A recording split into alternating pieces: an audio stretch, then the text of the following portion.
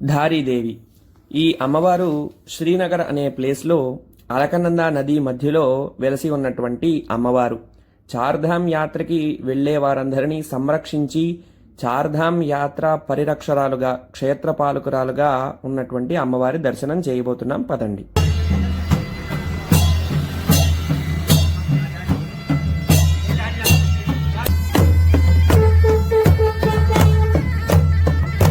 ధారీదేవి మందిర్కి వెళ్తున్నాము. ఇది ప్రధానమైనటువంటి ద్వారము.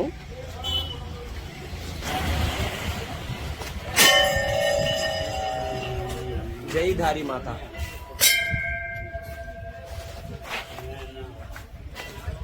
అలకనంద రివర్ మధ్యలో గంట కొట్టి మనం ముందుకు వెళ్తున్నాము. అలకనంద రివర్ మధ్యలో అమ్మవారు మనకి ఇక్కడ ఉంటుంది. ఇక్కడ నుంచి మనం వ్యూ అయితే చాలా బాగుంటుంది. కొంచెం స్టెప్స్ దిగాల్సి ఉంటుంది. దిగి మనం అమ్మవారి దర్శనం చేసుకుందాము. ఒక్కసారి ఇక్కడ నుంచి వ్యూ చూడండి.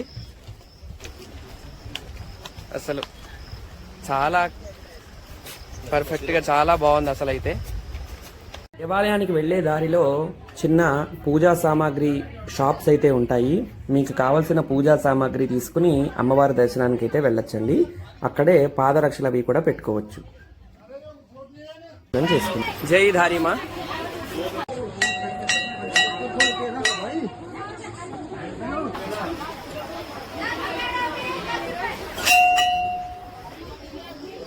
అమ్మవారి దర్శనానికి వెళ్తున్నాం. ఇప్పుడే ఈ లొకేషన్ నుంచి వెళ్తున్నాము.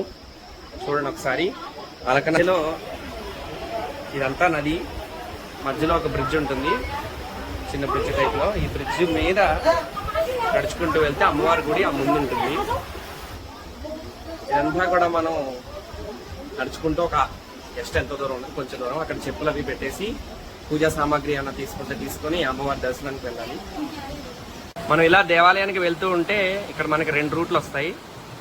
అయితే ఇది పాత దేవాలయానికి ద్వారం రూటు. ఇది ఇప్పుడు బంద్ చేసేసి చక్కగా అమ్మవారికి మంచి మందిరాన్ని నిర్మించారు. దాంట్లో అమ్మవారిని ప్రతిష్టాపన చేశారు. పక్కన యజ్ఞశాల ఉంది. ఇదైతే మామూలుగా అలా ఖాళీగా ఉంది. ఇది చుట్టూ కూడా అలకనంద. ఇదంతా కూడా వచ్చేటువంటి రోడ్. ఆల్మోస్ట్ ఒక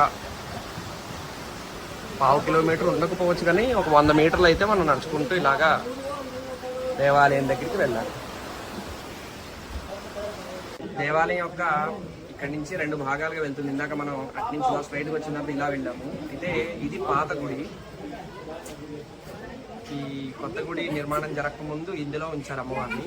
ఇప్పుడు ఈ గుడిలో అమ్మవారు మనం దర్శనం చేసుకున్నాము. ఇది ప్రధానమైనటువంటి దేవాలయము. ఇందులో అమ్మవారి విగ్రహం ఉంటుంది. చాలా బాగుంటుంది.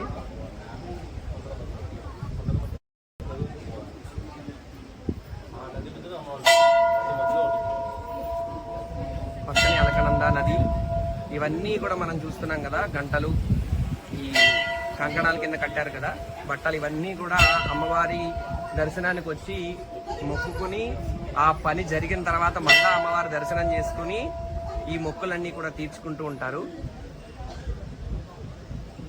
చక్కగా చుట్టూ పర్వతాలు, హిమాలయాల్లో చార్ధామ్ యాత్ర చేసే వాళ్ళంతా కూడా ఈ అమ్మవారి దర్శనానికి వచ్చి, అమ్మవారి రక్షకురాలు కాబట్టి అమ్మవారి యొక్క అనుగ్రహంతో ముందుకు వెళ్తూ ఉంటారు. ఇలా పైకి మెట్లు ఎక్కితే అమ్మవారి గుడి ఉంటుంది. లోపల కెమెరా అలవ లేదు కాబట్టి మీకు తీయలేకపోతున్నాను నేను. ఇదంతా కూడా అలకనంద.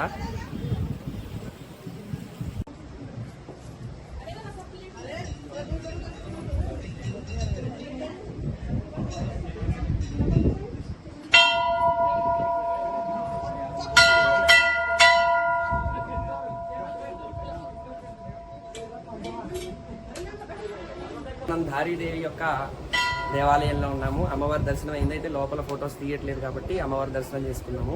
ఇప్పుడు మనం ముందుకు వెళ్తే అక్కడ హోమకుండ ఉంది, అది కూడా చూద్దాము.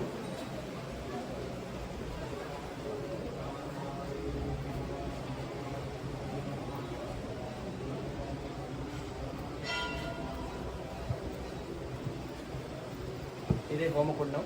యజ్ఞ యాగాదులన్నీ కూడా ఇక్కడ చేస్తూ ఉంటారు. అమ్మవారికి సంబంధించి చండీ హోమాలన్నీ కూడా.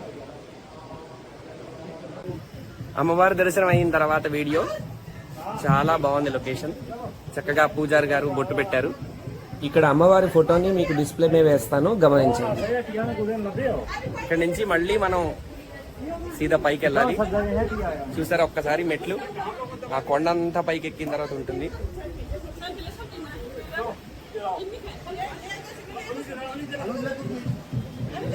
ఆల్మోస్ట్ కేదార్నాథ్కి ఎక్కినట్టుగానే అలా మనం కొండల పైకి ఎక్కి మళ్ళీ మనం స్టార్ట్ అవ్వాలి.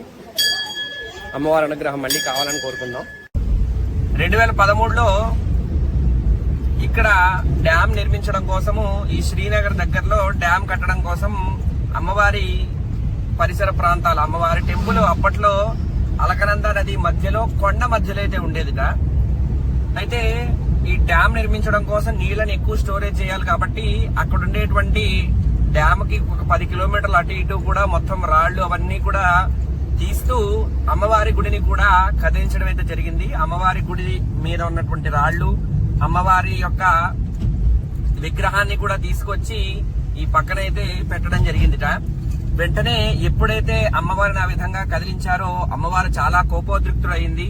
వెంటనే కదిలించినటువంటి 2-3 గంటల్లోనే కేదార్నాథ్ లో బీభత్సం సృష్టించి అది ఒక గుర్తుంచుకుపోయేటువంటి విషయం కింద చేసింది. ఆ రోజైతే చాలా మంది మరణించడం జరిగింది. ఆల్మోస్ట్ ఒక 10,000 మంది అయితే మరణించారని చెప్పి మనకి రిపోర్ట్స్ చెప్తున్నాయి. అన్అఫీషియల్ గా ఇంకా చాలా మంది అయితే ఉండొచ్చు. అయితే వెంటనే ఆ సంఘటన జరిగినటువంటి 1 లేదా 2 రోజులకే చాలా మందికి కనిపించడం లేదా స్వప్నంలో తెలియడం ద్వారా అమ్మవారిని కదిలించడం ద్వారానే ఇటువంటి ప్రమాదం జరిగింది అని చెప్పి చాలా మందికి అయితే అమ్మవారు కల్లోకి వచ్చి చెప్పిందిట. లేదా చాలా మందికి ఇదే జరిగి ఉండొచ్చు అని చెప్పి వాళ్ళకైతే అనిపించిందిట, పెద్ద పెద్ద పండితులకి, పీఠాధిపతులకి. వెంటనే ఎవరైతే ఈ ఉత్తరాఖండ్ ముఖ్యమంత్రి ఉంటారో ఆయన వచ్చి అమ్మవారికి ప్రార్థన చేసి, అమ్మా నిన్ను కదిలించడం తప్పు చేశాము, నువ్వు ఎక్కడైతే నిలబడి ఉన్నావో ఇంతకు ముందు ఇప్పుడు అక్కడే అదే నదీ తీరంలో అదే నది మధ్యలో నీకు నిర్మాణం చేస్తామమ్మా గుడిని అని చెప్పి మాట ఇచ్చి గుడిని అయితే నిర్మాణం చేశారట. ఎప్పుడైతే ఆ అమ్మవారు గుడి కావాలి అడిగి నిర్మాణం జరిగిన తర్వాత ప్రతిష్టాపన జరిగిందో అప్పటి నుంచి మళ్ళా ఎటువంటి ఇబ్బందులు లేవు, చాలా ప్రశాంతంగా ఉంది. కాబట్టి అటువంటి అమ్మవారిని దర్శనం చేసుకోవడం చాలా అదృష్టంగా అయితే భావిస్తున్నాము. అమ్మవారి అనుగ్రహం ఉంటే అన్ని జరుగుతాయని చెప్పి. ఇక్కడ అమ్మవారి మరో ప్రత్యేకత ఏంటంటే అమ్మవారు ఉదయాన్నే బాలా రూపంగా చిన్నపిల్లల, మధ్యాహ్నము మధ్య వయస్కురాలిలా అంటే ఓ 30-40 ఏళ్ల ఆవిళ్ళ, సాయంకాలమున 60-70 ఏళ్ల ముసలావిళ్ళ అమ్మవారి యొక్క రూపాన్ని అయితే మారుస్తూ ఉంటుంది.